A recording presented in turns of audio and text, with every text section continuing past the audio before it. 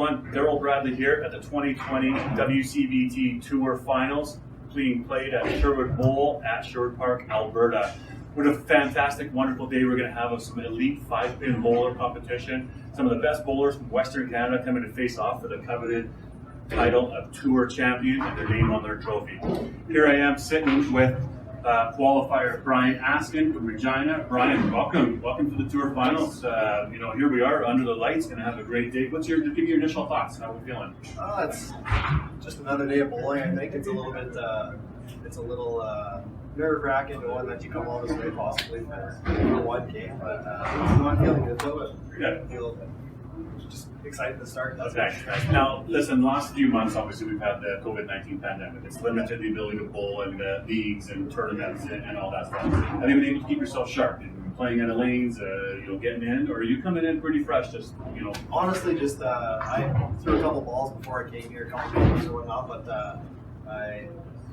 I just believe, I don't know, I think too much practice, I think just caused me to overthink it. I just came in kind of fresh, just typical summer, not really bowling much. And I mean, you have a whole COVID thing and whatnot. It's just another summer, right? Right. Okay. So you're in regards to bowling. So then, tell me, what experience are you going to draw on for today? I mean, obviously it is quick matches. It's a one-game match. Like you said, it could be over and done. But at the same time, you could be able to go on.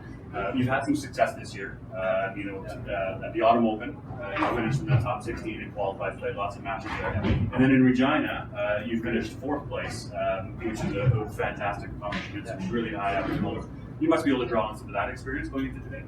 Yeah, I think honestly that the classic for me was probably the one that really kind of set the benchmark for in terms of just kind of being under the lights per se. Yeah. With a group of people watching you, giving cheering you on and stuff like that, supporting you. That was kind of the first time I had that, as a singles bowler, right? So I mean, now that I've kind of had that, it's just kind of it's just another day of bowling, right? Nice. So, I like it. So being in the light is just kind of whatever. Yeah, you're nice and relaxed and calm about it. So it's good not to be too stressed and uptight and fast. So saying that in Regina was a little bit of a your first big tournament. Yeah. Right. Yeah. Cash win. Getting it all the way down to Florida. Like you said, it was in your hometown. Yeah. Lots of people supporting you. Yeah. We don't have the big crowds here today, but you must have some support network or people that are going to support you. Any shout outs there? Yeah. Well, I was going to bring my daughter, Allie. Yeah. So I know for sure she'll be kind of paying attention to what's going on today. But with everything that's going on, and school starting right away, it just wasn't a wise choice to bring her down here. So, but yeah, no, I know everybody back home is kind of itching to watch and see what goes on today. So. In your first match, Erik Kjos, who's played in the Tour Finals before, an Alberta resident. Yeah. Do you know much about Erik? Have you played Erik? What are your initial thoughts there? Are we ready to go? Nervous? Thought? What are you coming for? I've never had the opportunity to play him, but I've seen him bowl a lot, and I do know that when the guy gets on a roll, it's scary. But the fact, I think the fact that it's, and I thought about that. I actually talked about it with a couple people that have played and the fact that he gets on a roll, right? But the fact that it's one game, I think, plays into my favor a little bit. It doesn't give him a chance to get onto that roll that he can get on when he's throwing 1,100 triples and all that kind of stuff. So. Yeah. Well, you're right though. It is one game, and remember, it's frame by frame. Exactly. Right. So sure, the ultimate score matters, but every single frame, every single ball counts. So you never know where that win lies in each. It's all of the games within a game. So, well, Brian, look, best of luck to you. Happy to have you here. Newcomer to this, but you've got some experience, and we're looking forward to having a good day. So best of luck. Awesome. Thank you. Here we are sitting with qualifier Erik Kjos. Erik, welcome to the show. You've been in this before, so tell me just your initial thoughts coming into the Tour Finals and how we feeling. I'm incredibly excited to be able to bowl in this again. As soon as this tournament was brought forth 4 years ago, the one goal was to always make this tournament for sure.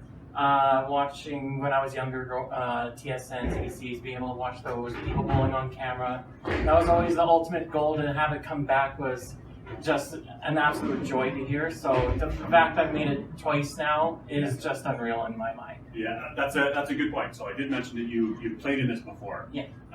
And that was last year, 2019. Yeah. You played in your first match. We didn't fare so well, No. and put it politely. Did you draw experience on that last year? Any sort of learning lessons from that, or anything different, or what do you think? I have some experience in a pins game itself. One of the sponsors here, Heartland Bowl, has a pins game, so I bowled that for many years. So I drew experience from that going into it. But getting there to actually bowl it on camera was a whole other set of nerves that I wasn't expecting. I've bowled tournaments all my life, so I just thought, well, it's another one. But as soon as you feel the camera, the lights, the bigger crowd than what you're expecting, it was a lot different than I was expecting. So this year I'm coming in just trying to be a bit more relaxed. I know what's going to happen, so I'm hoping I'm able to draw on that experience and throw better. Maybe better redemption. Now, also, let's talk about some tournaments. The TPC this year, which of course was bowled at Sherwood Park. Yeah. You had a good, successful run there this year. And last year, you were the Regina Classic champion. Yes. So those must be some experiences being able to bowl under the lights, even at this house here, and throwing some balls. Yes. Going into the Regina Classic last year, for these tournaments, I had never made a deep run. So as soon as I won the first two matches, I'm like, okay, let's see how it goes. And I just kept going deeper and deeper and deeper. Suddenly I'm in the A finals up against probably one of the best bowlers in Canada, and Adam Weber. And I'm thinking, well, if you have to lose to someone, Weber's a decent choice to lose to. But I came back against him, went up against a regular opponent in Brad Mullins, so I knew what kind of match I'd have against him. So to get redemption on him, because he beat me twice before that, it was a nice redeeming moment for sure. If I had to beat him, in A-side 32s compared to a finals, that was a great experience for sure.